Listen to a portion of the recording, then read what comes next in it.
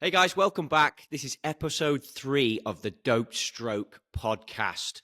We are hitting it this week with a topic that is very close to our hearts. We're all in the golf industry. It's myself, Chris Trott, joined by Chris Ryan and Daryl Evans, their chief honcho at Rocket Yard Sports. We've got Lloyd, our main producer, back from a holiday where he sent us some photos of him drinking some rather interesting looking beverages with cocktail sticks in them and all sorts of fruit. I've had a manic week. I've been teaching and speaking at the Southern California PGA seminar that was very interesting. So we're going to segue in with that. I also had a chance to speak at the Kingdom Invitational for TaylorMade that was excellent, a proper event. So boys, myself and Lloyd have been busy. What have you lads been up to this last week? I was waiting for an invite to the Kingdom Invitational, but mine didn't come through. Did yours, Daryl?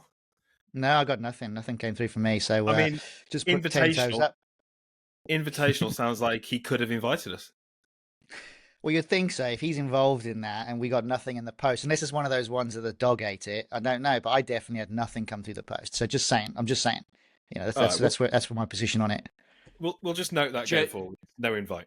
Do you know what? Do you know what, boys? I played a guy. You could actually have paid to join it through my Shopify channel. Hey? Just give that a little plug here. As if I was ever going to do that. Yeah. TrottieGolf.com. Do you know what? I had a guest who came to play with me for the weekend, and I gave him a club fitting, and I had an amazing time. Such a nice guy. So shout out if he listens to this to a fella called Todd Young, a new friend for sure. It's amazing how golf leads you to all these different people, but just fantastic. And then being able to speak at that event, and like I mentioned earlier, the SoCal PGA Teaching Summit as well, on behalf of Clip Mind. I didn't get the true invite to speak there. I spoke on behalf of Clip, the data company. So it was them that didn't give us an invite then, is it? Is that what you're telling me? I would say someone didn't invite us, PGA. It must be, I'm blaming someone.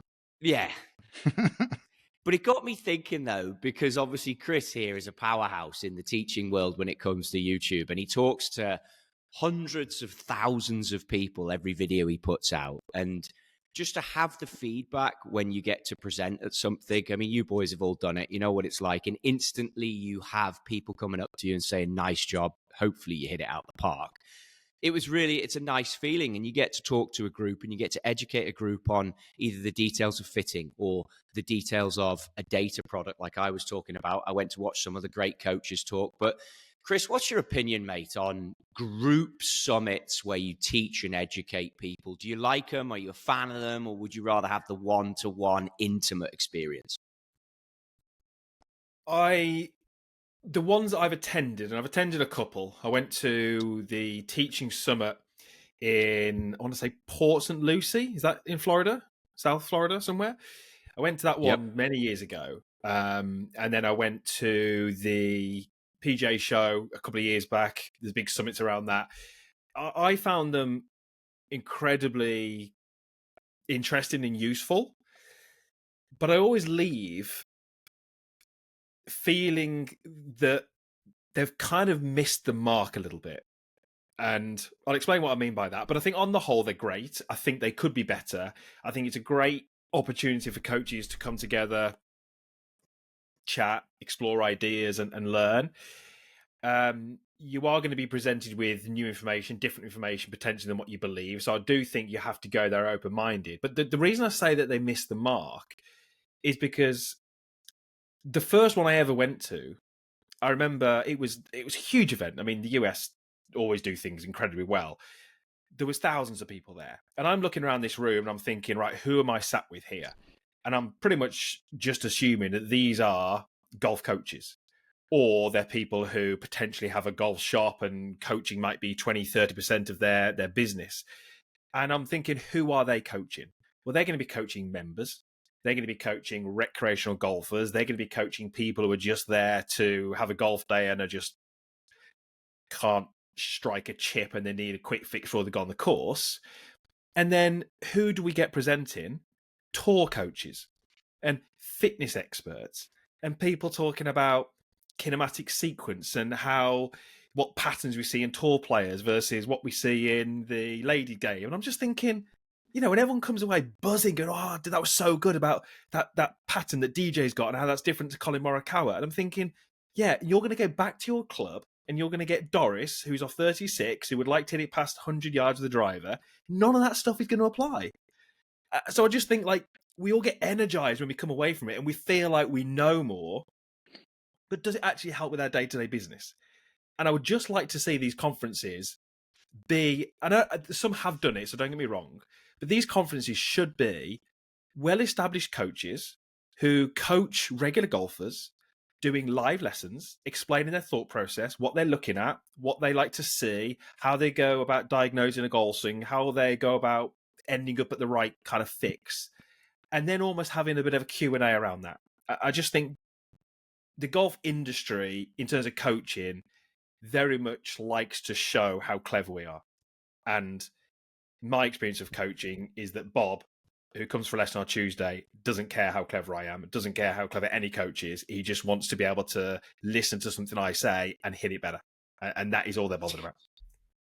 Do you know what? That is such a mint answer.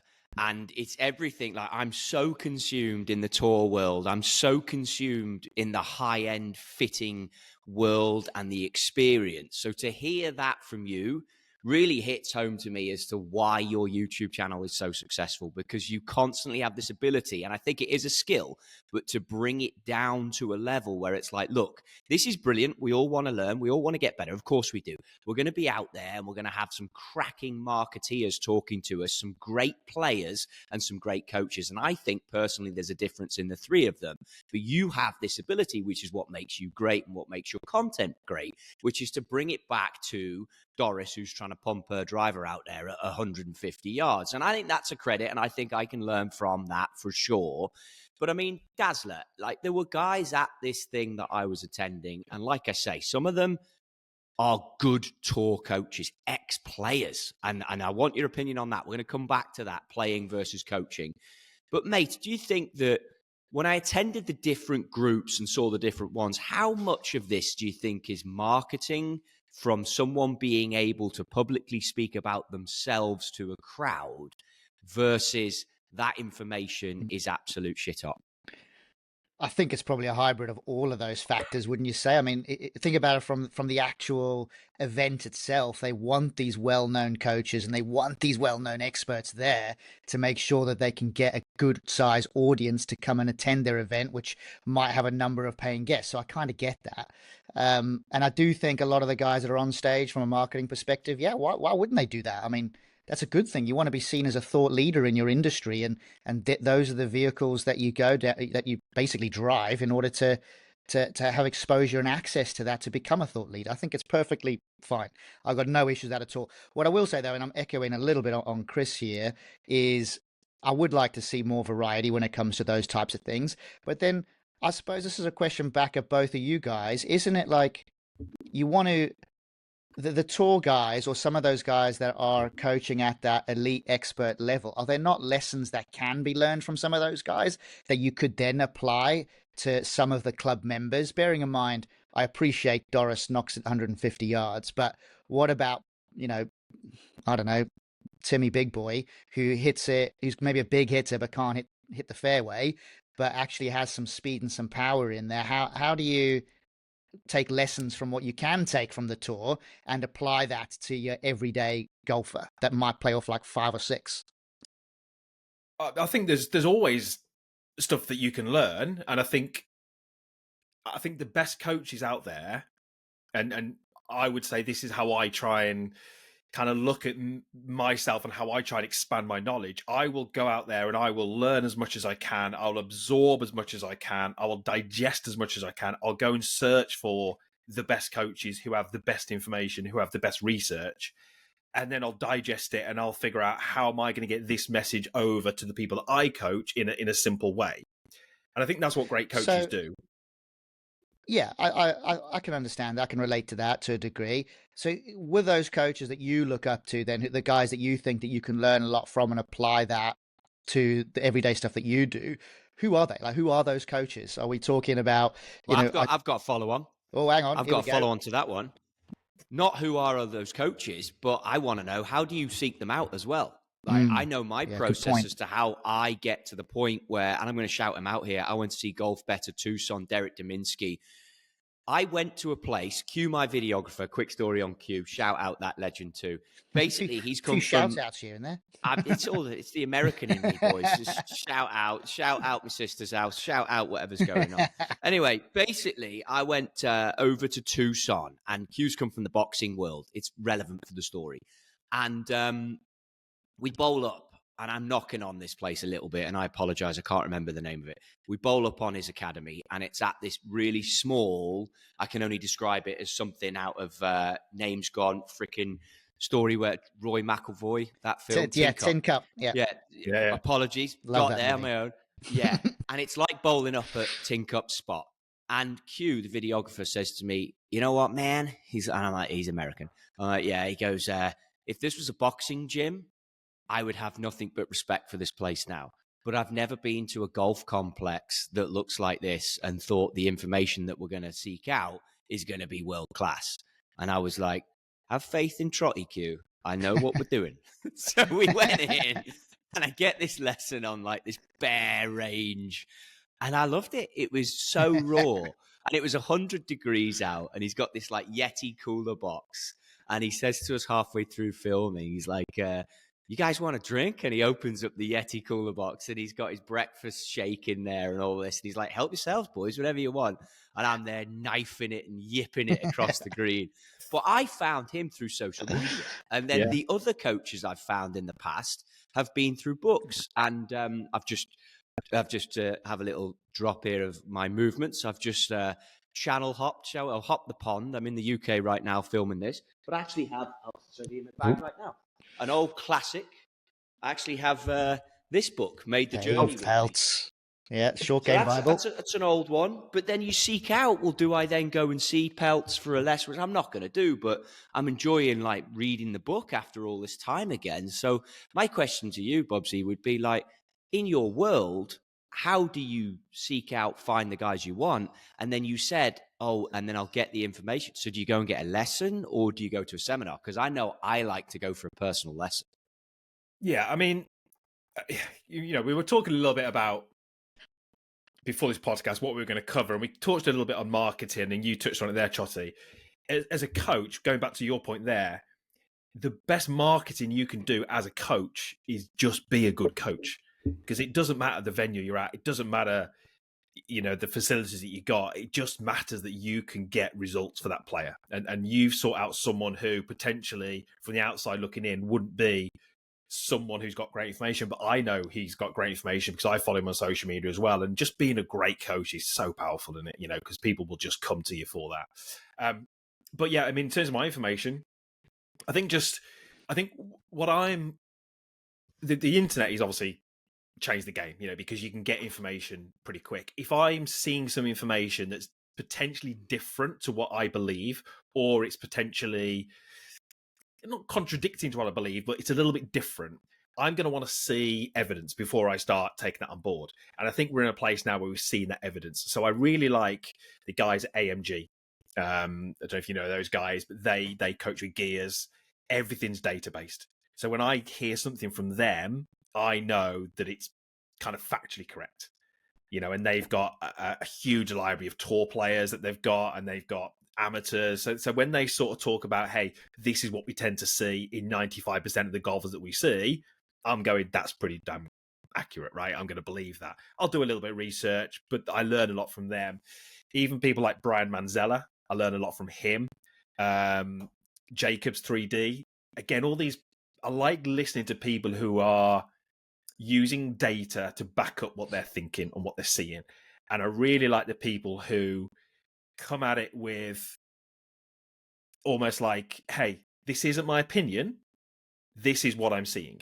And it's almost like they go, look, this is what I'm seeing from the people that we kind of test and measure. You do with it what you want.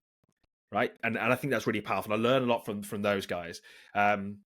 People like Joe Mayo, Joseph Mayo, and these are names that potentially people won't have heard of, but they're just great coaches. They're doing great work. They're doing great research, and they're finding details about the golf swing. And the more we find out, the more we realize that these kind of throwaway comments that we've heard for 20, 30 years about the golf swing just don't have any validity. And and it's our job as coaches speaking to big numbers to try and change that message. What happens if they're quite opinionated, though? Because a lot of coaches are very, very opinionated. They are, and as long as they can back it up, then I'm fine with that. I mean, a good one at the moment. I mean, you probably follow Joe Mayo, great coach. I don't think he's anywhere near an elite golfer himself. I think he plays off like 10 or 12 or something if he plays at all. But he's doing some great work on short game. He has a back injury, has a bad back injury, Right. so he can't play that much. To be fair to Joe Mayo. And he's coming out with some stuff which is relatively contradictory in the short game, but he's backing it up. He's got data. He's got tour players doing it with data. So I'm looking at that and going, do you know what? I need to take heed of what this guy's saying, because it is his opinion, but it's his opinion backed up with data. And he will kind of take on board the comments and he explains it. And I just think there's so many great coaches out there who are willing to divulge what they've learned and what they're finding to the world. And it's great because, we're almost in this perfect scenario as a coach where it's valuable to you as a personal brand to share what you're doing online.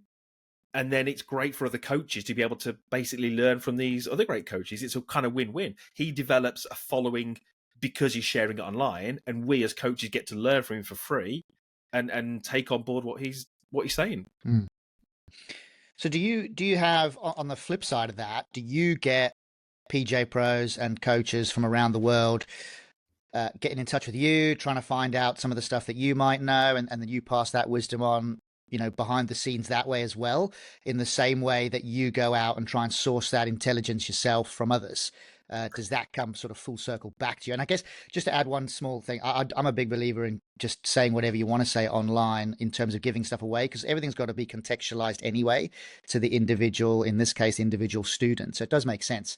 But I'm definitely keen to figure out if other people come and sort of seek out knowledge from you. Yeah, I think it's happened. It's not a regular occurrence, but I have had, PJ pros reach out and say, hey, can I come and shadow you for a day, or can I come and just hang around while you're filming, and can we have maybe a quick half hour to an hour afterwards?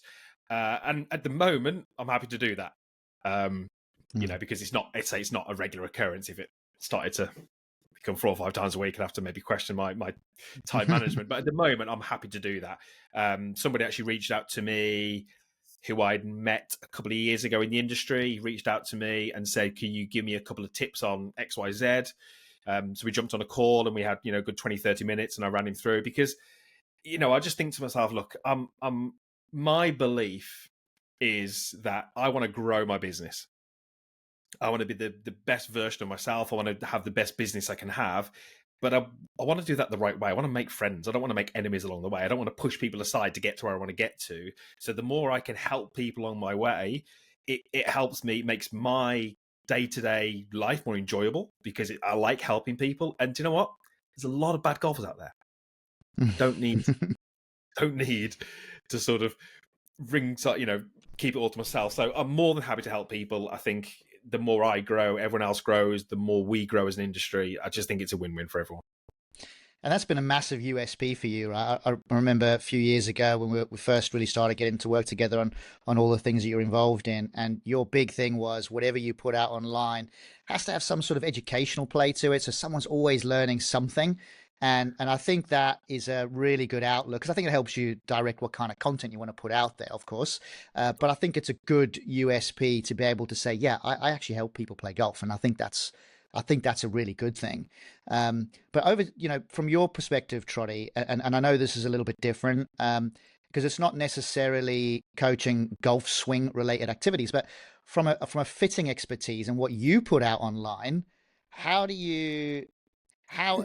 based on everything that you've done, which has traditionally been at elite level, PJ Tour, European Tour, or DP World as it is now, how do you make sure that, the person playing off 17, 18 handicap is getting value from the stuff that you're putting out, to make sure that obviously they're improving their own golf games in the same way that Chris would help them improve their golf swing?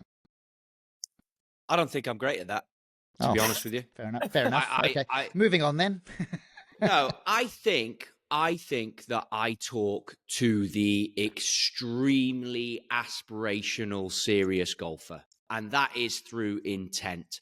And I think from the growth of my channel, I get a little to no negative comments on it. I have a lot of great questions now coming in.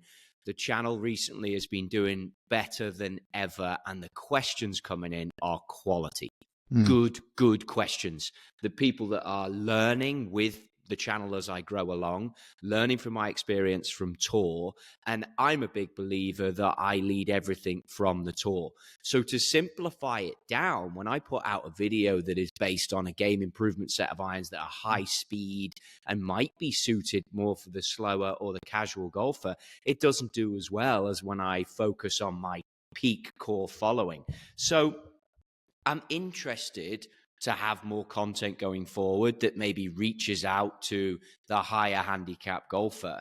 But the truth is, I am very focused and enjoy the elite player, the aspirational player, the serious golfer, the LPGA pro, the junior who's got college aspirations. That stuff is what gets me. And rightly or wrongly, and I think we touched on it in previous episodes, I focus on what I like rather than what is trending. And maybe a little bit of a pivot, but I cannot let this go. There's a couple of notes I've made here. YouTube trends that people, and I'm going to call out a couple of incidents that I've seen where coaches dive on a YouTube trend. I loosely know Joe Mayo. I think he's a phenomenal golf coach. I love his information. I love what he puts out online, but he's able to create a hype and a trend. And if you follow him well and closely, he's gone from this steep conversation, which he's proven with various launch monitors. But on the same note, it leads me to Parker McLaughlin, the short game chef, who I initially followed closely. Parker was a player on tour, did really well on tour. He spoke at this seminar, this summit the other day. And I went to view his summit, but I went reluctantly because I've been living off Joe's stuff. And Joe has, through YouTube trends and through social media, Instagram trends, got you thinking that his way is the only way. And if you live and die by that, then you would truly only think that. And he's proven it, to your point, with some great things. But he's also made others around him look that they disagree with him to create this social media buzz. And I think it's interesting. I don't know if I love it. And then the flip side of that is I end up attending Parker's seminar and what he had to say and left with so much respect for that. I mean, you're talking about an ex-player coaching, and the way he talked about it, and he addressed it and said, I don't only think that you need to be shallow. It's all lie dependent. He talked about being steep on other golf shots.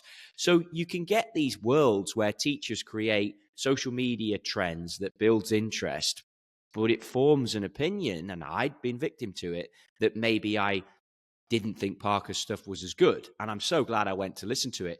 But I think to bounce this back at you guys and hopefully answer it, I guess, question for you, Daryl, am I in the wrong for purely focusing on what I like? And if that is elite players and core players, and then hoping it comes down to those that want to have a custom fitting, that want to get better, that want to learn how to become better fittings, because I don't think there's great training out there for fitting. So am I wrong to focus on that if it's important to me? And should I embrace the higher, the masses more? That'll be question number one. And then question number two, which is probably to Chris, so let's remember this because I'm sure Daryl has an answer. You've got Parker McLaughlin, short game chef, who's a player, who's turning into a great coach and has blown my mind with his chipping information, can demonstrate amazing. Do you think players and coaches are two different things? So, I mean, where you at with that, McD? Yeah, I think to answer your question number one, I think it's always better to be authentic. Just be who you are. Don't be fake. Don't be something that you're not. So yeah, I think if that means that you will concentrate your efforts on the elite elements of the game in terms of elite amateurs and the pros, fuck, just do that. Like, there's nothing wrong with that. There's a market for that, and let's not forget, that's not really why you got into this in the first place anyway. It just accidentally started to stimulate, grow, and the snowball effect took hold. So I think you should 100% be very authentic to what you believe in and what you say. And you shouldn't really put anything out there that you don't believe in. It's just that's your target audience or target audience almost seems so official, but it's almost like that's the sports fan or the golf fan that you're talking to. So just talk to them. There's no point being too broad because then you'll start to alienate that group of people as well in the future. So I wouldn't do that. I think authenticity will be much more valuable to you in the long run. And then on to your second question related to coaches and players, I think they are two different things. And I've definitely seen with my time out traveling quite a bit with the DP World Tour, how there's more performance related coaches now than there was, and they are usually ex-players. So those are guys that, they get out onto the golf course and they look for all those sort of small incremental gains to help a player shoot a slightly lower score per tournament, not just per round, but per tournament, knowing that makes a difference for ranking points, knowing that makes a difference to, keeping your card or winning a tournament, whatever those scenarios might be. And there's definitely a rise of that kind of coach. And I would say the guys that are going to excel in that are likely to be ex-tour pros because they've been there, they've done it themselves.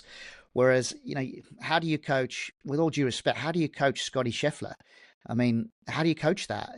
Matt Wolff, there's these funky looking golf swings that are clearly high performing, but as a golf coach, you can't just go in and say, oh, you tuck your elbow in a little bit more there, lad. It doesn't work that way. It's about how to get round the golf course. And there's a lot of data that some of these performance guys would look at to really help narrow down the game. So obviously you think about things like Clipped as an example, My Round Pro by TaylorMade as well, and all these different statistics that are out that you can measure. Well, that's helping players now strategize how to get around the golf course. So if you know that 2% of your shots are going to go out of bounds on the right-hand side, well, you need to aim further left. And if that means aiming further left of the center of the fairway, then that's what you do to improve your odds of 2%. I'm giving you who are we talking about here? Iron Byron on a left to right wind. Yeah, but that's 2 out of 100 shots. Is that your game? What are you? No one in the world hits only 2% of golf shots out of 100. I'm talking about the elite pros here. Okay, 2% left then. How about that for you? Yeah. Mate, it's more like flipping 10, 20, 15%. It can't be 2%. I'm just giving you the stats as to how you aim. That's the whole point. But you can Wrong go 10, stats. If you're 10%, then you're clearly aiming in the wrong place, aren't you? You need to be aiming further left. That's what I'm trying to say. I'm just hitting you on your stats. All right, Can I jump in there, Daryl? Yeah, far away. Because I've got something on that. Is this going to be about Doris again? Doris at 100 mile an hour. Yeah. Is she 2% out on the right-hand side? I want to make sure she's aiming far enough left. Right. So this is what frustrates me, right? About social media and people's opinions, right? Podcasts. You put information out there. Yeah, podcasts. I lost my train of thought now. Can we move on? I think you're talking about beers. Yeah, beers. So, we've got stats now, right? You can track stats, okay? So let's say you get a player who's shot. You've got target, right? Let's say your target is center fairway. Let's say you hit 100 drives, right? And you plot that shot dispersion, and they are right of center, right? They've got this kind of slice, this push fade tendency, right? So if they end down the middle of the fairway, a good chance that some of their balls are going to finish right rough, that kind of stuff. So we know that, and we can track it. I've done videos in the past talking about exactly what you're saying, Daryl, that if your shot pattern is such as this, it's therefore smarter to pick targets that are maybe left side of the fairway. Left rough, pick a tree, that's your target, right? And you're aiming there knowing that if you hit 100 drives, your shot pattern is going to be right of your target, which is actually going to be more centered on the fairway. Right? Yeah. That makes sense to me. That makes sense to you. That makes sense to Trottie, right? The pushback on that is off the charts. It's ridiculous. People pushback from people who don't believe you. Just so you're telling us to aim in the rough. I'm like, yes. Why would I'm not aiming in the rough? And then other people who say things like, and this blows my mind. If I aim in the middle of the fairway and I slice it, it's because my path is out to win. If I aim in the left rough, my path is more out to win. I'm going to slice it more. I'm like, no. I'm like, if you play the first hole and your path is 5 degrees out to win, and the second hole on the golf course happens to be if you look at it from a map, 10 degrees further left than the first hole, your path isn't now 13 degrees out to win. It's a different freaking hole. Do you know what I mean? You got a different target. So they just what you need to do? Get it. Do you know what will help you? Is if you focus on the elite player. Oh, mate.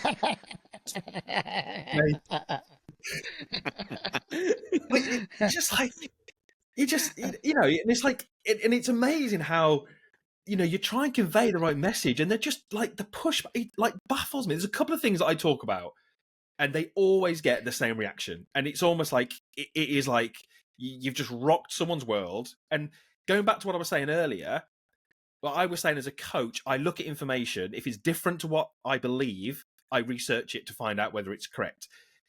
If you're a golfer, an amateur golfer, and you're using Instagram, Twitter, TikTok, YouTube to get better, you need to do that. If you see something that disagrees with what you believe, the last thing you want to do is just go, what is this knobhead on about, and disregard it.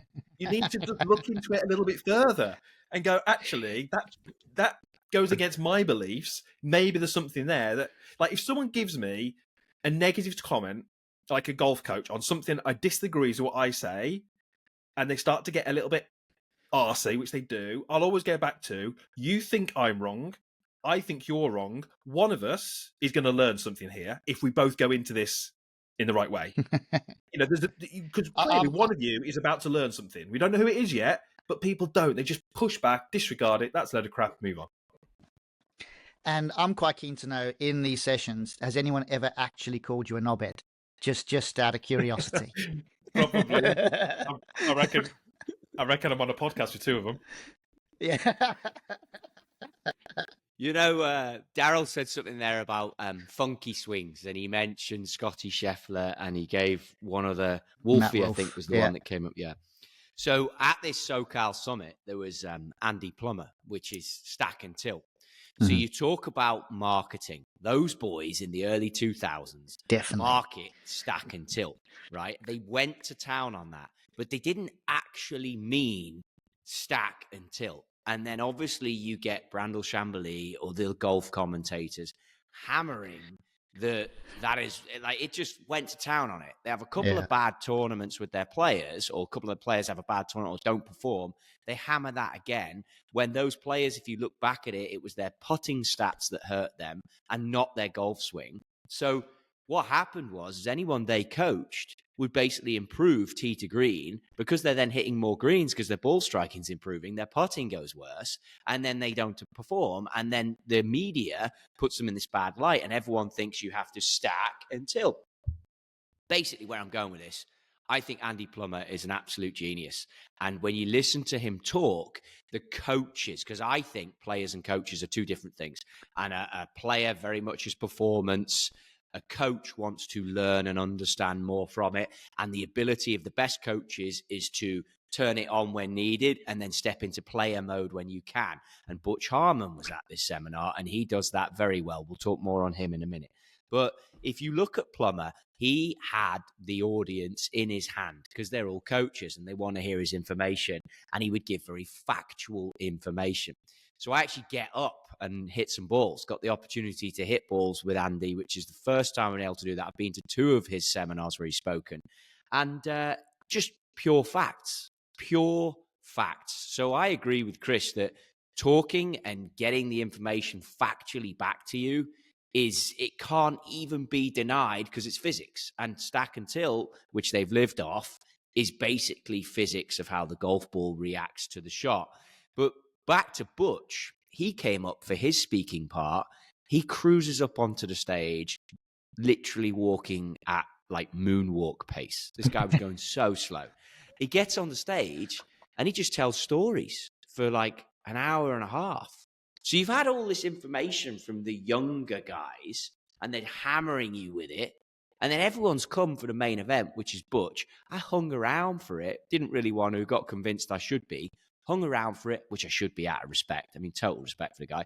But just stories, you know what I mean? I mean, you've got to be in a good position in your career when you can just tell stories. But with those stories, though, are they stories that you learn from, though? Like, are they actually tangible sort of stuff? Or is it like, hey, yeah, I was a DJ and we had a couple of scoops. What's the story all about? Is it actually something that's valuable as a coach? Yeah, but I think if you look at the room, a lot of the people in the room hadn't had the access to the sort of environments I have, which is, I'm not trying to flex here, but like Sounds like you DJ are. was mentioned. Well, piss off. DJ was mentioned, and his wedge routine was mentioned that he would carry out before he goes and plays, and how he was the longest player in preparation for a round of tournament golf. He would have the longest warm up, and it'd be 2 hours, and he would spend an hour on wedges before he got into his warm up. Which you wonder how Dustin goes from being so average to being phenomenal with wedges. And there's no shortcuts to hard work, is there, when all is said and done? But I No. think that you mentioned funky golf swings at the top of this, and that's where I was going. And if you look at the best methods out there for teaching, the science shows that those moves aren't funky. Yeah, but I think that's partly my point, though, is that when you look at it coming through impact, it looks excellent from my understanding, and I'm not a coach now, so I can't tell you that I look at it that closely. But I'm just thinking that if you are a tour coach, you're probably, I'm assuming, and you guys tell me, I'm assuming that if you've got the number one player in the world, he's the best player in the world. So, and the same with Nelly Corder in the ladies' game. Like, how do you? I feel like there's a limit as to what you're going to say technically to help them improve. So therefore, as a coach, you're almost shifting performance. So it's not just about getting the most out of your golf swing, although I recognize you're keeping an eye on that and making sure that all of your key metrics are in the right place. But really, it's about getting around a golf course, and every golf course is different. Weather conditions, altitude, all of these things have an effect. So your coach is there to help coach you around the golf course to maximize your opportunity of hitting the lowest possible score, as opposed to you having the best possible impact position. And we've seen it before. How many times? I mean, I'm not exactly a good golfer, but I've definitely played rounds of golf where I've maybe hit like 3 or 4 greens in regulation all day and still walked off with level par, because I've been able to scrap around enough around the greens to get up and down all day. Not when I'm watching. You haven't fucking done that. Well, yeah, you don't want to play me now, mate. That 2% out of bounds is definitely closer to 20. But hey, But I think when you're looking at tour players and potentially them seeking out a new coach, there's a different process in terms of how that happens, right? Because if a random golfer turns up for a golf lesson with Trottie, never met Trottie before, Trottie can say things in that lesson, do things, make adjustments that give that golfer instant results. So there's this kind of, comes for a golf lesson, a little bit nervous, not sure who this guy is, not sure if he can help me. Within 20, 30 minutes, Trottie can have him in his pocket, and this golfer can be like, right, I'm all in, because clearly you can help me. And so there's that level of trust that happens in that first lesson. If Rory McIlroy rocks up for a golf lesson with me or Trottie, what are we going to say? He's not going to hit it better in that lesson, is he? It's like, he's just not going to say, oh, your grip is strong. He's not going to hit it better. So what he's looking for is okay, in a year's time, I did my, my score average to be not 68.9, but 68.8. That doesn't happen in one lesson. So the level of trust, the level of kind of belief in the coach comes from other things. It comes from experience. He might go to Butch because of what Butch has done with someone else. It might go to another coach because he's seen results with someone else. It's not that, oh, I asked you to look at my swing, you told me to do this, I'm now hitting it 20 yards further and straighter. That doesn't happen. So there has to be this kind of longer term commitment, because you're not going to see the changes next week. But what the best coaches in the world are trying to give these players, and this is from having a front row seat with Nelly, Scotty, and all these people, it's a toolbox. They're trying to give them a toolbox to deal with each scenario. So Rory, for example, statistically should perform well at the Phoenix tournament. Hence why on his schedule, the Phoenix tournament goes in there a few years ago. Preparation for later in the year. Statistically, he should, I think, 1 year missed the Middle East. So he did do that. Then if you look at, with certainly a little bits I've spent around Nelly, the bunt drive that she hits and the ball position she plays, the stuff that Nelly works on is so relatable for everybody. And I think what we do as coaches is overcomplicate the life out of it Yet these amazing players who are coaches and have lived in this performance world, they're able to sit back and simplify. That is, and YouTube is a hard world because you have to sometimes overcomplicate a subject in order to make a great video. We talked about this before, which I can't stand doing. But really, the best players and coaches are the ones who keep it simple. And just thinking on what you said earlier, like right now, I've gone from a two-way miss to having this time spent with Andy Plummer, albeit very limited time in a live scenario. But now I have a one-way miss. That's so valuable because now I can aim left rough and peel it back. The problem I have is trusting that it's going to cut back every time when you've got trouble down the left. That comes from confidence, practice, seeing that shot shape. But I think just going back to that point, it's critical. And that would be perfection versus playing and having the playing mentality. But these tour crew guys, it's all tools to manage a scenario and an environment. So if you think about, I got a question which might relate to both of you actually. So you think about the Ryder Cup, and I remember having dinner with McGinley, and he was telling us about how many statisticians that he had related to the Ryder Cup that he was obviously captain for, and they had loads of statistics and loads of everything and all this data so that he could figure out who to pair different people with, and it's pretty much standard practice now. But when you're with those players, obviously the Ryder Cup is a massive cauldron of, the atmosphere is electric and everything about it's phenomenal. But really your performance is not necessarily about your individual golf score. Like, what lessons can be learned from using data at that level back into Doris at 150 yards, if any? Is that just such a can you not compare the two? Because I guess data is relevant all round. But is there anything you can learn from those guys, and then how the coaches then use that data in order to help the student? I'm trying to figure out, elite through to grassroots. How does that actually blend in? If it's not related, why are there not specialist amateur coaches that are equally as high profile as like a Butch Harmon, who's been on the tour his entire career? Like, I just don't. For me, it's like baffling. No, I think it is relatable. I think everything in terms of stats and looking at stats, everything can filter down, right? And it's definitely a belief that information can't help. Like, the number of times I've been on the golf course and someone might, let's say I'm just making up a scenario here. They've got like 200 yards into the green, right? They've got hybrid in hands, and that right hybrid, and there's a bunker front right. Okay, and they hit this hybrid and they push it a bit right. It's in the bunker, and they're like, you can't hit that hybrid. It's a bad swing. And I'm like, that's not a bad golf swing. I'm like, if we took your hybrid and we went on the range and I said, hit 100 shots, you would have a dispersion. We could put a circle around those shots. Now, you just aimed at the flag.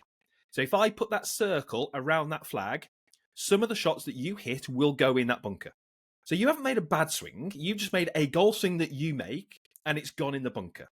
So what you should have done is gone, okay, if some of my shots will go in that bunker, where do I need to aim so that they don't go in the bunker? Now, that might be 15 yards left of the green. And this is where we get that massive, like, I can't deal with that. I cannot deal with that. Is this when they call you a knobhead?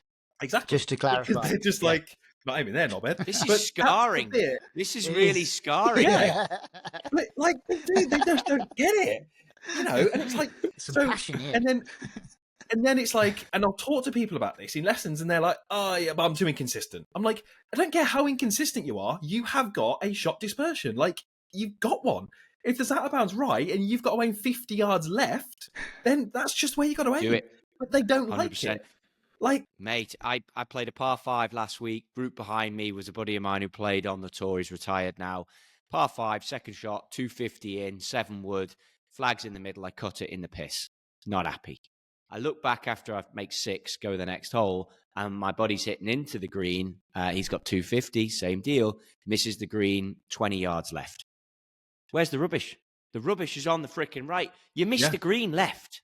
You missed it, and that is the discipline of playing golf. Next hole, flags on the left, half of California to the right. Where do I miss it? Left. Yeah. What are you doing? What I are know. you doing? You just missed right. Now you missed left. But that's the master of the game. And ultimately, that's why I wanted these conversations with you. And I think a great exercise for anyone out there listening is statistics. We've talked about it throughout this whole podcast. It's coming back to data. Understand. To Bubsy's point, he's talking about a 200-yard golf shot. 180 is what I think he quoted. But let's take the 180 to 200-yard golf shot. Understand what the proximity to the hole is of the best players in the world, and then understand how much time you put into your game, how you hit it in terms of speed versus the best players in the world, and then what your expectations need to be from 200 yards. And before long, you'll be seeking out a fitter. You'll be getting a hybrid for that area of your golf bag, much like I've gone to now using larger irons because it's a hard area to tackle. You'll be getting to the clubhouse quicker. You'll be having more fun, and you shall be enjoying that post-round beer. Which brings me to, lads, I had beer on an aeroplane on the way over here. And Was as it I was was... it a Foster's? Was it a Foster's? No, No. I don't drink Foster's. As I was cracking that beer, which was the Brewdog Aeroplane British Airways beer, you had that Nice. one? I Hang have on. had that one. Tasty. So would this technically not have been a breakfast beer? No, because I was leaving California, young Christopher. It was an evening beer. No, as soon as you get on that plane, you put the clocks forward, don't you? No, I haven't even changed my watch yet. I'm going back in a few days. But it was a Brewdog beer, and I was sat in a nice seat. I treated myself to a little upgrade. And when I cracked it, I was like, it doesn't get in top 10. I think we might even be top 20 as we get more people on this show. It doesn't get in top 10 beers, but it's worth an honourable shout out. Okay. I like it. I think it's worth it. In fact, I want to stay on point here a little bit because we've had an email from somebody. I probably shouldn't say his full name, but his first name is generic enough that I can just call that out. So his name's Rob. And he said in his email, I should have said Chris, shouldn't I? Because everyone's called bloody Chris. He said, for me, took a trip with my father to St. Andrews this year. Pops is sick with cancer and everything came together. He was able to play and had a hell of a day. After playing, we got into the pint and he had a Guinness at the Keys pub where we ran into my caddy. Absolute legend. And that is his memory. We're having a really solid beer in a really solid place. So I thought that was quite worthy of a shout out. And yeah, thanks, Rob, for sending through that email. Much appreciated. Keep them coming, by the way, guys. We definitely want to know all about your beer selection around the world. Feel free to drop us an email at hello@dopestroke.com to do so. But we are super happy to see these emails and we'll be reading them out on a regular basis. But yeah, good story there, Trottie. I think we have to have a shout out to Rob's old man first. Rob's old man, if he's not well, I hope he's doing well and getting better and keep fighting it. But boys, it's always good to talk to you lads, and I enjoyed this week's episode. Well, I'm pleased you enjoyed it. Much appreciated, Trottie, for giving us the good grace of your time. Yeah. Chris Ryan, Mr. Chris Ryan, we'll give you the closing thoughts. What can we expect in episode 4? Have you thought about that one yet? Well, we've got a long list of topics, so we just need to filter through those and decide which ones are going to bring out the biggest debates. I definitely think we need to talk at some point about the state of world golf and where the hell that is and what the hell we're all playing at, and maybe the kind of future of YouTube and social within all that, because I think that's a big talking point as well. So I reckon we need to get into that big topic, but we will liaise, choose a topic, and we will come back next Monday with another banging episode with myself, Chris Ryan, Trottie, and Dazzler. See you next week. See you, boys. See ya.